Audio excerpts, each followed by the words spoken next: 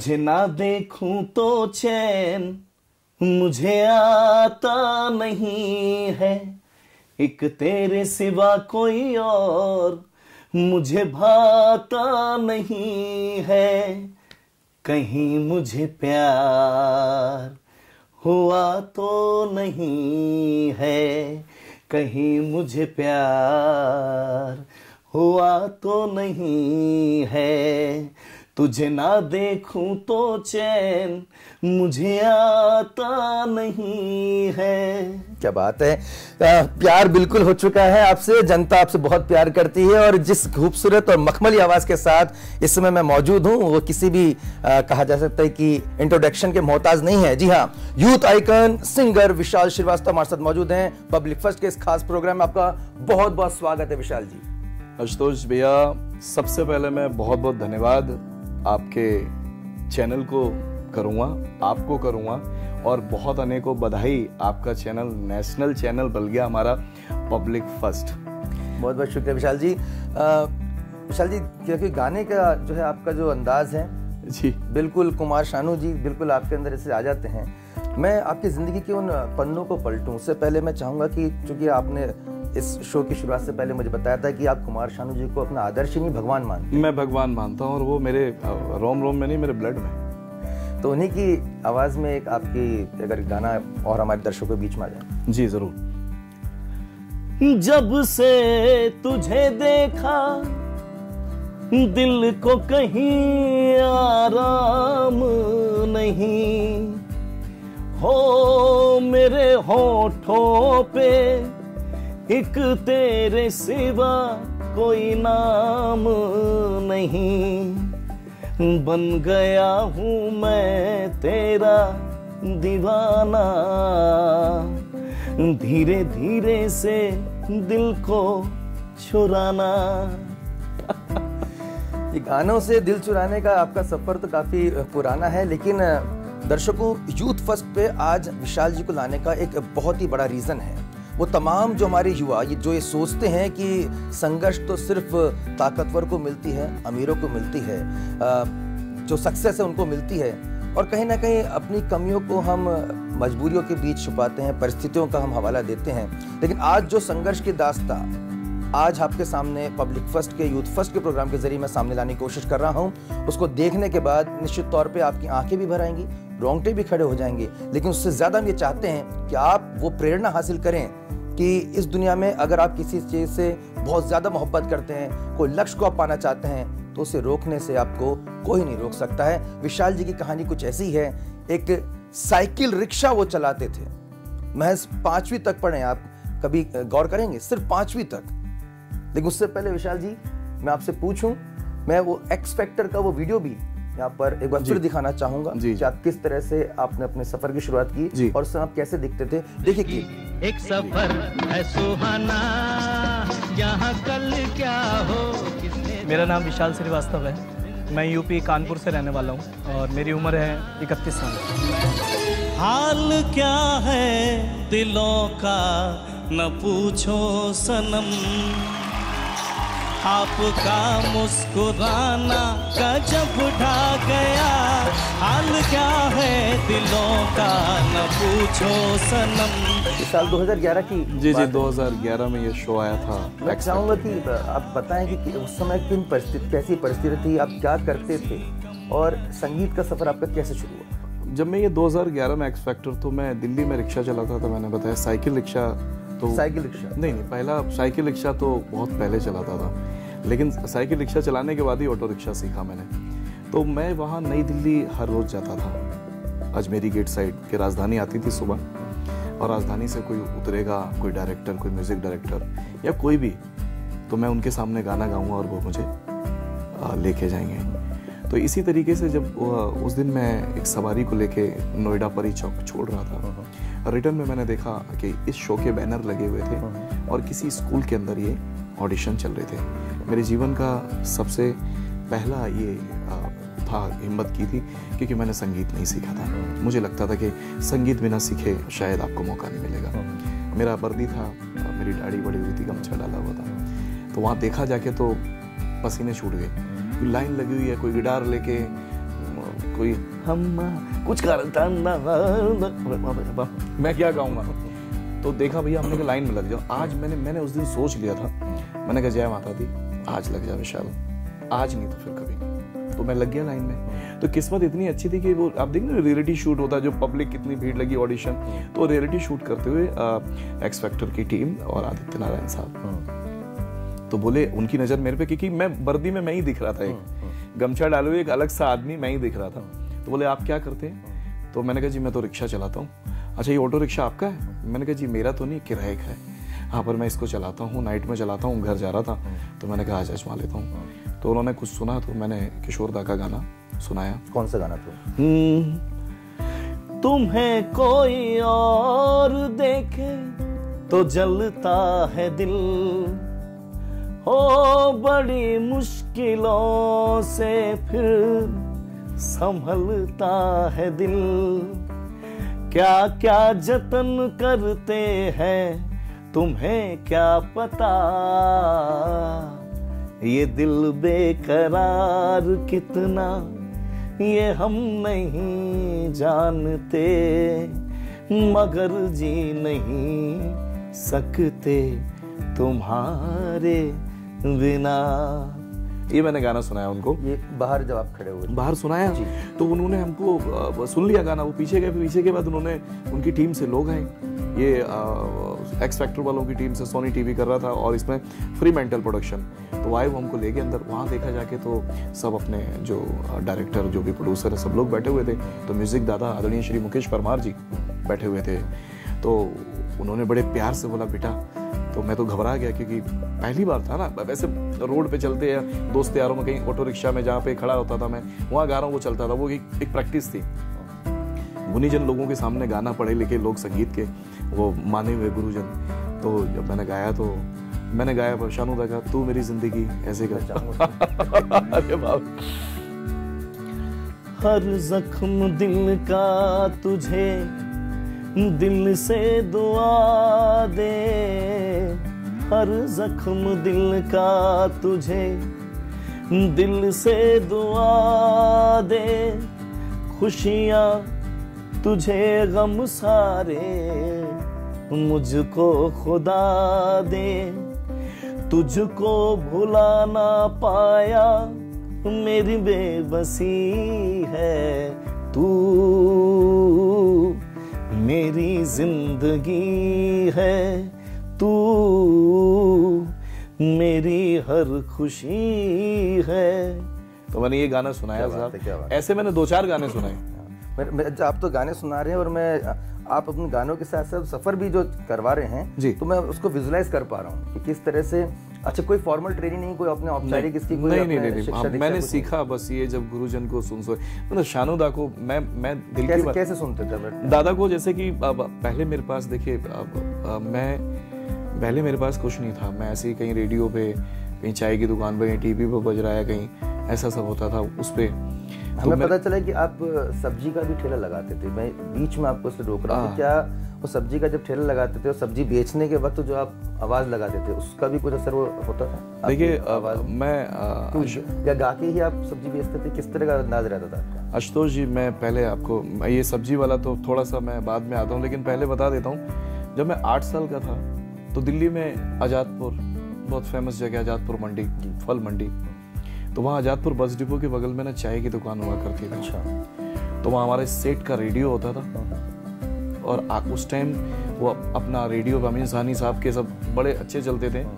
तो मैं वहाँ चाय की दुकान पे काम करता था और गाने सुनता था।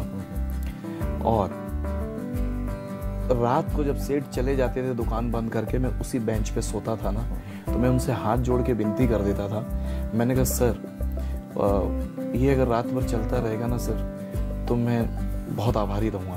मुझे एक चाय और एक ब्रेड मिलता था खाने के लिए। सारे दिन मैं अपना बसों में चाय बेचना, रेडी पे दे के आना उनको, केतली लेके बस डिपो में जाना। तो इस तरीके से मैंने वहाँ से तो आशिकी के गाने गली गली में बज रहे, शानूदा दिख रहे थे, दिल वाले हो रंग हो, जो फिल्म हुई, तुझे ना देखूं तो चैन, जैसे मैंने गाया, मुझे याद सोचेंगे तो, सारे ऐसे गाने, ये सब। तो वो एक ही, कोई दिखाई नहीं, पता ही नहीं कौन है, तो शानुदा है बस। कब कब में आपने उनका अंदाज पकड़ लिया, उनको महारत हासिल कर ली उनकी आवाज़ में, आपको खुद भी पता नहीं, मुझे नहीं पता चला, धीरे धीरे ये होता है। कब किसने कहा कि भाई तुम्हारी तो आवाज़ बिल्कुल कुमार सानू जैसी लगती है? हाँ, जब मैं नींबू बेचता था वहीं पे गेट पे ना, आजादपुर के गेट पे, सोसाइटी का गेट था, तो नींबू बेचता था। नींबू बेचते थे आप? और नींबू ऐसे ठेला नहीं लगा देते हैं, जी जी। बैठ गया अपना, तो नींबू किलो के हिसाब से जाते थे ना। अच्छा। हाँ, तो मैं चाय की दुकान, और चाय की दुकान के बाद मैंने साइकिल रिक्शा चलाना सीखा। ये रिक्शा चलाना आसान नहीं, इधर नींबू बेचते वक्त क्या क्या गाना गाते थे आप? हाँ, गाना गाता था। मतलब थोड़ा बताएं क्या क्या करते थे आप? भाई मतलब अब जैसे कि पब्लिक है तो बैठे हैं, लोग आ गए, तो मुझे बचपन से ही मुझे ये लगता था, क्योंकि मैं फिल्मों का बड़ा शौकीन, और आदरणीय बच्चन साहब का मैं डाई हार्ड फैन, क्या मैं उनका भक्त हूँ। शानुदा को जैसे मैं भगवान मानता हूँ, उनको मैं अपना आदर्श मानता हूँ कि वो कैसे बोलते थे। मतलब अमर अकबर अंथनी देखेगी जी, वो चर्च के सामने से ले गए उनको, और वो इंस्पेक्टर बन गए, वो मतलब चाचा ले गए, वो टेलर बन गए। तो मुझे लगा था कि ऐसे ही होता होगा फिल्म इंडस्ट्री में, कि मैं भी ऐसे रोड पे गाऊंगा, कोई मुझे भी ले जाएगा। तो नींबू बेच रहे हैं, वही नींबू कैसे दिया, तो मैं गाने गा रहा हूँ, कोई भी गाना गा दिया, जैसे कि ये दुआ है मेरी रब से, तुझे आशिकों में सबसे मेरी आशिकी पसंद आए, मेरी आशिकी पसंद आए। जैसे अब नींबू की रेडी हमारी है, किसी की धनिया की है, किसी की अदरक की है, तो वो जो दोस्त थे ना, वो बड़ा मुझे अपसेट करते, बोले यार तू अच्छा गाता है, बोले गा गा और ज्यादा लोग आएंगे। तो लोग क्या करते थे, गाना सुनने के बहाने कुछ ना कुछ लेके ही खरीद के चले जाते थे। ऐसा था। क्या बात है, देखिए आपने अपने टैलेंट को उसको वहाँ पे शोकेस किया। और देखिए टैलेंट को शोकेस करने के लिए कोई बहुत बड़े प्लेटफॉर्म की जरूरत नहीं है। जहाँ पे वो रेहड़ी लगा रहे हैं, फुटपाथ पे बैठे हुए हैं, स्टेशन के सामने के दुकान पे हैं, वहाँ उन्होंने रियाज जारी रखा, गाना गाते रहे। और मैं सुन रहा हूँ तो मुझे खुद मैं रोमांचित हो रहा हूँ कि कैसे मतलब एक सक्सेस जो है, एक सफलता जो है, कहाँ से शुरुआत करती है, और कोई गॉड नो कैसे क्या होता है। मैंने सर मैं देखिए, मेरा असली रियाज था ना भैया, आप हारमोनियम पे रियाज करते हैं, मैं गाने गा के रियाज करता था, क्योंकि हारमोनियम के लिए मेरे पास पैसे नहीं थे, ना मेरा कोई घर था, मैं फुटपाथ पे सोता था सर, मैं फुटपाथ पे सोता था। फिर मेरा नींबू और ये सब्जी फल मंडी जब बेचने से मन भर गया ना, तो फिर मैंने कहा यार एक काम करते हैं, पढ़े लिखे तो थे नहीं साहब इतने, किताबें बेचना स्टार्ट करते हैं। तो वो शक्तिमान के टाइम पे तो किताबें लेके आते थे हम, कहाँ से, पुरानी दिल्ली, अपना लाल किले से, पुरानी दिल्ली के सामने लाल किले, वहां से किताबें लाते थे, और वो फुटपाथ पे किताबें लगाते थे। कभी कभी पुलिस आ जाती तो वो ऐसे झोला उठाया, ऐसे निकल के भाग गए, फिर पुलिस चली गई, फिर ऐसे करके हफ्ता देते नहीं थे, ठीक है ना। वो लगा पब्लिक के लिए, चलने के लिए बना ना, दुकान लगाने के लिए थोड़ी बना है, कानून अपनी जगह सही है। मांगते थे पुलिस वाले आपसे हफ्ता? सर वो लोगों से तो लगाने के लिए तो मांगेंगे ना। अच्छा, आपने बताया कि आप फुटपाथ पे ही रहते थे, घर भी आपका नहीं था। थोड़ा मैं परिवार के बारे में जानना चाह रहा था जी। आप बताना चाहेंगे कितना? देखिए सर, वैसे तो ये पर्सनली है, लेकिन मेरी जिंदगी तो बड़ी खुली किताब है। मैं ये जानता हूँ कि अगर मैं गलत हूँ तो गलत हूँ, और आप गलत हैं तो आप गलत हैं। सर मैं जब 8 महीने का था तो मेरी मम्मी इस दुनिया से चली गई थी। सिर्फ 8 महीने की था? मैं 8 महीने का था। न जाने उनके साथ क्या हुआ था, मैंने कभी अपने पिताजी से सवाल नहीं किया। उन्होंने अपनी सुविधाओं के अनुसार, शायद मैं भी मेरे लिए, उन्होंने दूसरी शादी की, बच्चा छोटा है। कुछ ऐसी परिस्थितियां होती थी जिसकी वजह से मैं घर से भाग जाता था। मैं भाग के ही तो आया था आजादपुर, क्योंकि मैं वहीं पैदा हुआ हूँ, मुझे वही जगह मालूम है, मेरे पिताजी का बिजनेस में ही था। तो मुझे वो उतनी जगह याद थी कि ये ट्रेन जाती है और यहाँ से आजादपुर जाना है, पैसे नहीं है, चप्पल नहीं है, कपड़े नहीं है, निक्कर बनियानी पहने, और मैं आ गया। वहाँ से चाय का सफ़र, चाय के सफ़र से साइकिल रिक्शा का, और वो जो फल की रेडियाँ होती हैं ना, वही हमारे दोस्त थे। मैं अकेला ही नहीं सोता था, बहुत सारे लोग सोते थे। रात को बहुत सारे लोग लात मार देते थे साहब। 8 साल का बच्चा जब फुटपाथ पे सोता है ना, तो दुनिया इतनी भी शरीफ नहीं है। लड़कियां हमारे देश में जैसे बना, तो ऐसी बहुत सारे किस्से हुए। मैं भी नहीं बताना, मैं समझता हूँ कि वो जख्मों को और ज्यादा करोड़ना। जब वो माँ को तो कभी देखा ही नहीं, तो बचपन में मैं बड़ा रोता था, क्योंकि कोई दोस्त नहीं था, कोई घर मकान नहीं था, फुटपाथ ही था साहब। बारिश आ जाए तो कहीं पेड़ के नीचे, किसी दुकान के नीचे सो जाओ जाके, मच्छर लग रहे हैं, क्या लग रहे हैं, नहीं था। उस समय मन में कभी ये प्रेरणा आती थी या कभी लगता था नहीं ये ज़िंदगी जो है इसको बदलनी है, कुछ कर गुजरना है, कोई प्रेरणा देता था? कभी किसी ने कुछ ऐसे शब्द बोले कि नहीं कभी तुम भी कुछ आगे बढ़ सकते हो, चिंता मत करो? जो मैंने कहा ना कि जो मेरे साथ के जो सब्जी बेचते थे, मेरे जो संग सहेली थे, जब मैं साइकिल रिक्शा चलाने लगा तो मैं आजादपुर से जब आते हैं मॉडल टाउन की तरफ, शक्ति नगर घंटाघर की तरफ, वहाँ झुग्गियाँ हैं लालबाग। पहले विजय सिनेमा होता था, आज वो हंस हो गया, अब तो बंद हो गया, सिंगल थिएटर था। उसके सामने झुग्गियाँ हैं, मैं वहीं रिक्शे की दुकान थी, वहीं हमारे रिक्शे का स्टैंड था, वहीं हमारे एक पहाड़ी अंकल थे, उनका ढाबा था, मेरे ख्याल से आज भी है, मैं काफ़ी सालों से गया नहीं हूँ। मैं वहाँ उनके बर्तन धोता था और रात को उनको गाने सुनाता था। सारे बर्तन बड़े बड़े पतीले धोता था, रिक्शा रात को अपना टाइम पे खड़ा करके धोता था। और वहीं मैं जब साइकिल रिक्शा चलाता था, फुटपाथ पे सोता था, तो वहीं ऑटो स्टैंड भी था साहब। मैंने ऑटो वालों साहब से मैंने कहा सर ये चलता कैसे? बोले एक फ़र्क इतना है कि तुम पैरों से चलाते हो, हम बैठते हैं। तो मैं कहता था सर मुझे सिखाओ ना। बोले क्या करेगा बेटा सीख के, तुम जो कर रहे हो वही अच्छा है। मैंने कहा नहीं, सीखना है ना सर, मैं आपकी डेली गाड़ी साफ करूँगा। मैंने सर करीब 2 से 2.5 साल मैंने उनका रिक्शा साफ किया। मेरी मम्मी की हमेशा ब्लेसिंग, मैं ब्लेस्ड बच्चा हूँ, मुझे हमेशा सब लोगों ने ब्लेस्ड किया। और सर टिकट काटता हूँ तो ऐसे ही बस अपना सिटिंग है और टिकट पीछे से वो टिकट वैसी वाली है।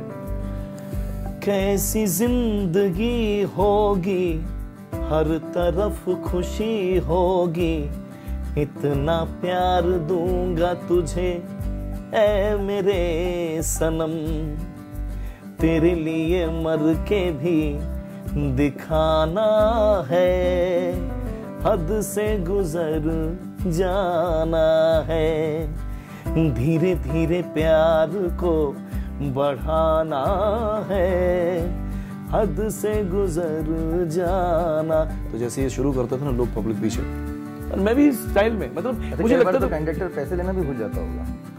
नहीं सर, मैं ही कंडक्टर था ना। अच्छा आप ही कंडक्टर थे। हाँ, अब देखिए सर क्या ना, कलाकार आदमी कोई अच्छा दिख जाता था, फिल्में देखो। अच्छा गाने भी आप सुना रहे हैं? हाँ, और सिटिंग बैठी है। जब आप देखते थे पहले प्राइवेट बसों में सिटिंग होती थी, तो क्या करते थे, कोई टिकट लेने नहीं जाता था, वो कंडक्टर खुद ही आता था ना, टिकट लेके टिकट हाँ भाई कहाँ से, अच्छा सर एक पुरांदरी, हाँ ये लाल किले। तो मैं जब बस में हेल्पर ही करता था तो ऐसे करता, वो जा रही है पुरांदरी स्टेशन, लाल किले जामनगर, ये सब भूल गया हूँ, जमाना हो गया ना, लाल किले तो सर मेरा रियाज हुआ है, इतना प्यार मिलता था। लोग बोलते, आप देख रहे हैं दर्शकों की किस तरह के अलग अलग तजुर्बे जिंदगी के, और कई लोग तो शायद इनसे वाबस्ता भी नहीं होंगे, उनको पता भी नहीं होगा किस तरह से ये बस कंडक्टरी होती है, कैसे सब्जियां बेची जाती हैं। कई लोग आप में ऐसे भी हो सकते हैं कि सीधे जो है डाइनिंग टेबल पे बैठते होंगे और आपके सामने खाना बन के आता होगा, लेकिन वो सब्जी की शुरुआत कहाँ से होती है, कैसे बिकती है, वो भी हमें विशाल जी के ज़रिए जानने को मिल रहा है। और कैसे एक बस कंडक्टर की लाइफ होती है, कैसे वो सवारियों को बैठाते हैं, ये बहुत अलग अलग पहलू हैं ज़िंदगी के। मतलब मुझे लगता है कि आपने हर रंग को देखा है, लेकिन गानों के साथ उसको आप एंजॉय करते हैं। मैं चाहूँगा कि इस बीच एक गाना और आप इसमें, मैं बिल्कुल इसमें एक गाना चाहूँगा। ये बात है आजादपुर में, सॉरी पीरागढ़ी है, वहाँ जूस की रेडी पे काम करते थे। अच्छा। तो वहाँ ना वाइन शॉप भी था, तो मैं जूस निकालता था, हमारे सर एक मिला के देते थे। तो वहां ना एक दिन आकाशवाणी से साहब आ गए। जब वो आकाशवाणी से आ गए तो मैं ऐसे ही गाना गा रहा था, लोग कहते हैं मैं शराबी हूँ, तुमने भी शायद ये ही सोच लिया। इतना गाया था। बोले यार तुम तो बहुत अच्छा गाते हो। तो मैं बच्चन साहब का, अरे कहाँ साहब गाते हैं, अरे गाते होते तो यहाँ जूस थोड़ी निकाल रहे होते। तो उन्होंने कहा कि आकाशवाणी आना, और रूम नंबर भूल गए हम। अब सर मैं आकाशवाणी पहुंच गया, पैदल पीरागढ़ी से कहाँ आकाशवाणी। सर मैं वहां पहुंच गया तो मैंने गार्ड अंकल से बोला, मैंने कहा सर मैं सिंगर हूँ, बनना चाहता हूँ और मुझे एक अंकल से मिलना है। वो इतने अच्छे, बोले बेटा नंबर तो बताओ, रूम नंबर। मैंने कहा नाम पता है ना, रूम नंबर पता है, और मैं पीरागढ़ी पे जूस की रेडी लगाता हूँ, वहां मुझे मिले थे सर। कितनी बार देखिए, मतलब किस्मत भी बार बार आपकी परीक्षा ले रही है, तो जिंदगी भी कि एक बार चलिए इतने समय बाद गाने के बाद एक मौका मिला, आकाशवाणी के व्यक्ति आते हैं, लेकिन उनने जो भी नाम और नंबर बताया वो हम भूल गए, हम नहीं लिख पाए, उनका नहीं लिख पाए, और जब वहाँ पहुंचे तो आपको वापस लौटना पड़ा। तो कितना कष्ट हुआ होगा, कितना दर्द हुआ होगा सर? 3 घंटे पैदल, 3 घंटे पैदल, 6 घंटे हो गए ना, खाना खाया नहीं, भूखा था ना सर। मेरे जीवन का सिर्फ तात्पर्य मेरा एक ही गोल था, मैं मर जाऊंगा, पर मरने से पहले ना मुझे टीवी पे आना है और आदरणीय श्री बच्चन साहब से मिलना है और दादा से मिलना है किसी तरीके से। आपकी ये मुराद कब पूरी हुई? मुराद सर ये पूरी हुई बच्चन साहब से मैं करीब 7 साल पहले मुझे नंबर मिला बच्चन साहब का।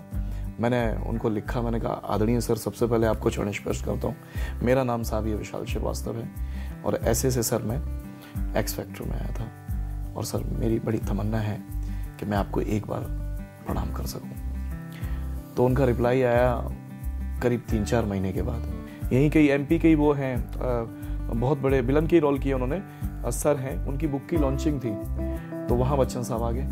मैं ऐसे खड़ा हूँ और बिल्कुल पास में ही खड़ा हूँ और वीडियो भी बना रहा हूँ, अपना भी और उनका भी सेल्फी भी ले रहा हूँ। तो आए, मैंने सर, उन्होंने मेरे कंधे पे हाथ रखा। आप ये सोच सकते हैं सर, कंधे पे हाथ रखा, मैं तो कब गया था, और उन्होंने कहा श्रीवास्तव जी आप घर आइए। उनसे मैं 2-3 बार मौका मिला। आपके जो आदर्श हैं जिनको आप प्रेरणा मिलती है, कुमार शानू जी, उनसे आपकी कैसी भेंट हुई?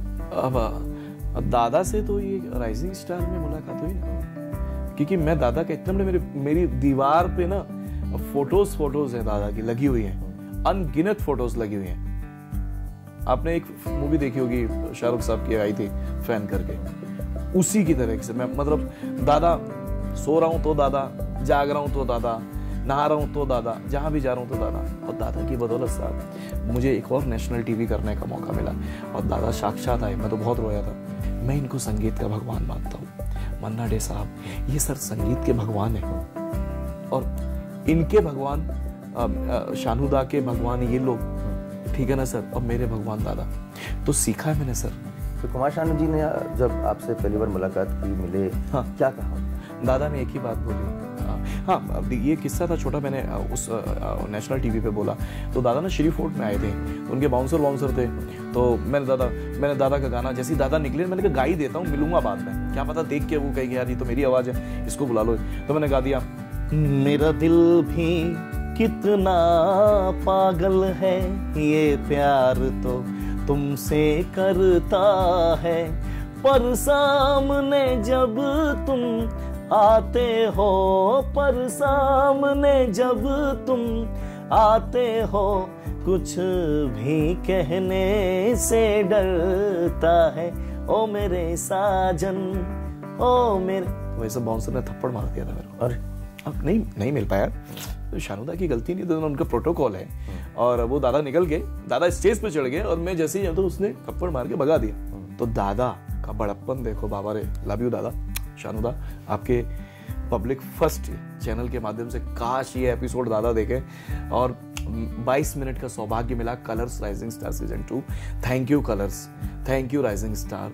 सर 22 मिनट आए, उन्होंने पूरे देश के सामने हाथ जोड़ के माफी मांगी कि मेरे बाउंसर ने जो तुम्हारे साथ किया बोले तुम, और उस मैं तो भाई मेरे तो आंसू ही नहीं निकल रहे, रुक ही नहीं रहे थे। और फिर दादा बोले कौन से गाने के लिए, बोले तुझे देखने के लिए आया हूँ। और दादा का पर्सनल काम था और वो छोड़ के, वो कलकत्ता में उनका स्कूल का ओपनिंग था, वो छोड़ के पहला बोले मेरा फैन है।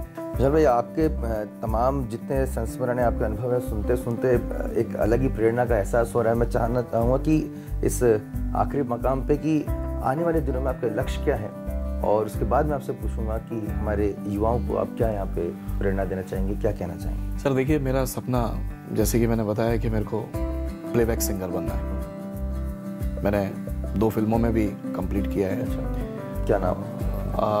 चट्टान 2 है, सुदीप डी मुखर्जी साहब ने बनाई, और पहले पार्ट में ये सौभाग्य के दादा ने गाए गाने, शानूदा ने। सेकंड पार्ट में मुझे मौका मिला है, दादा नहीं दिया, शानूदा। कुछ अंतरा अगर गा के बता पाए जो आपने रिकॉर्ड कर चुके हैं। हम तुम बस यहाँ हैं, गुमसुम क्यों जुबां है, ये दिल क्या करे, हाँ ये दिल क्या करे।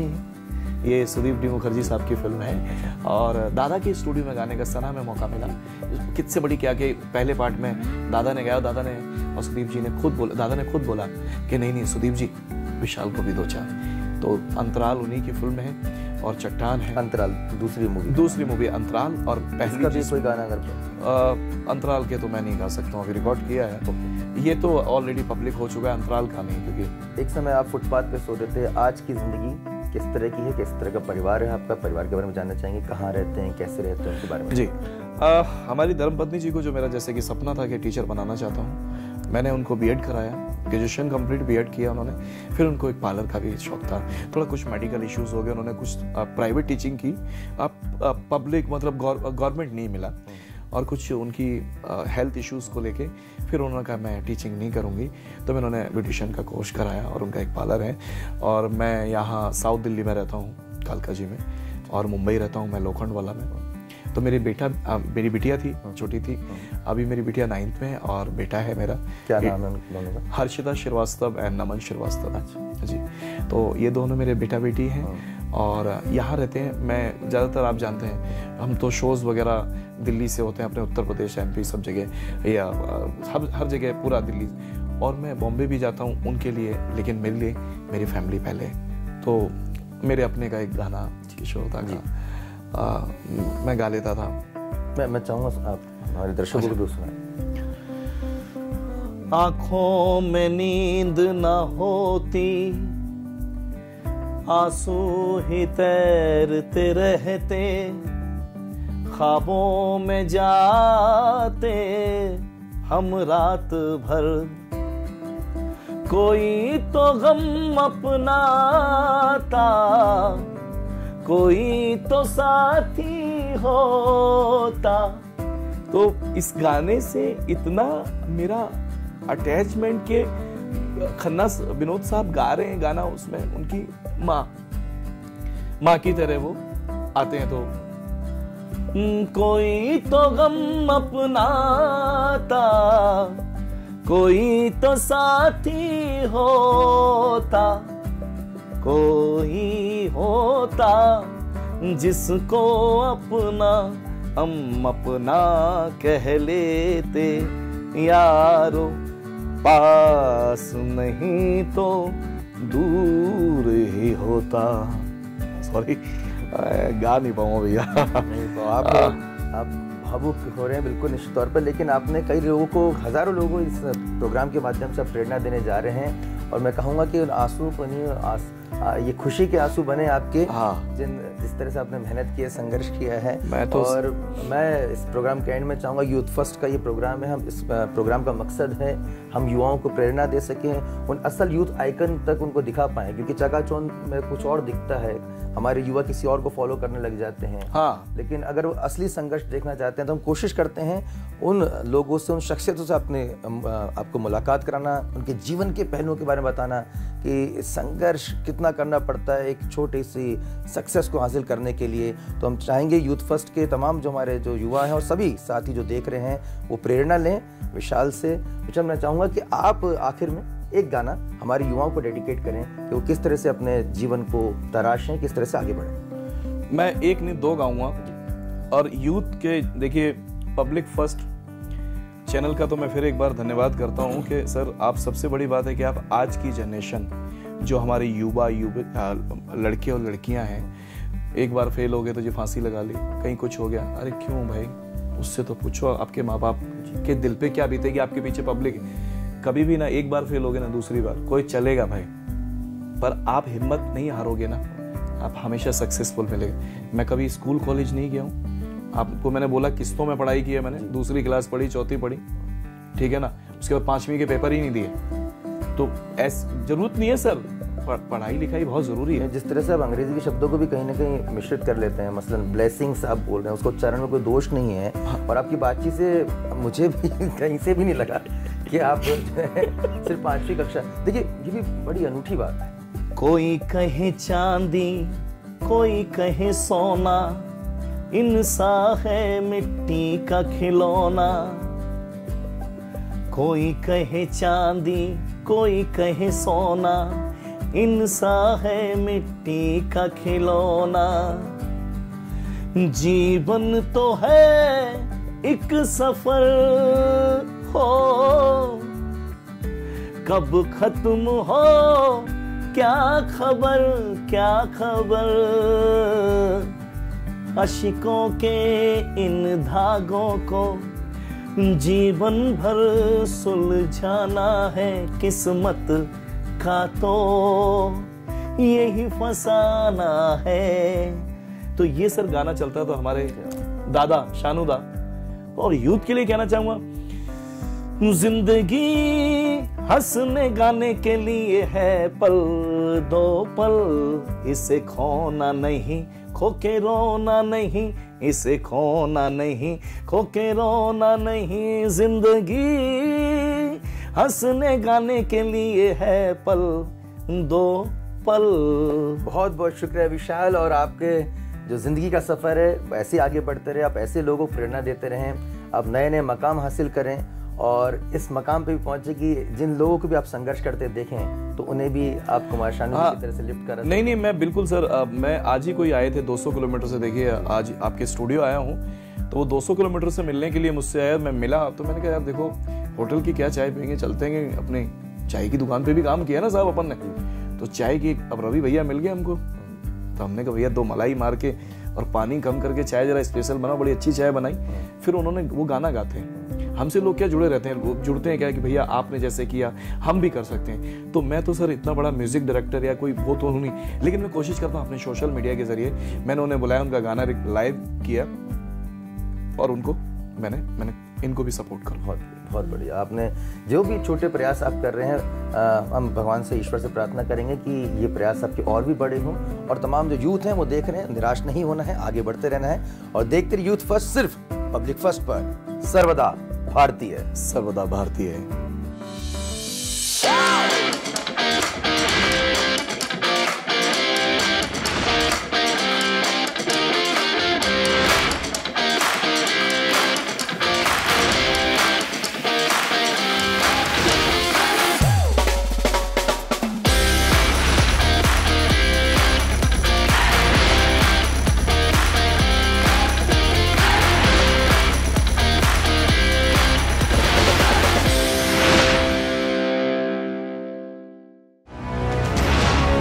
ये है इंडिया फर्स्ट कम्युनिकेशन और आप देख रहे हैं पब्लिक फर्स्ट, सर्वदा भारतीय।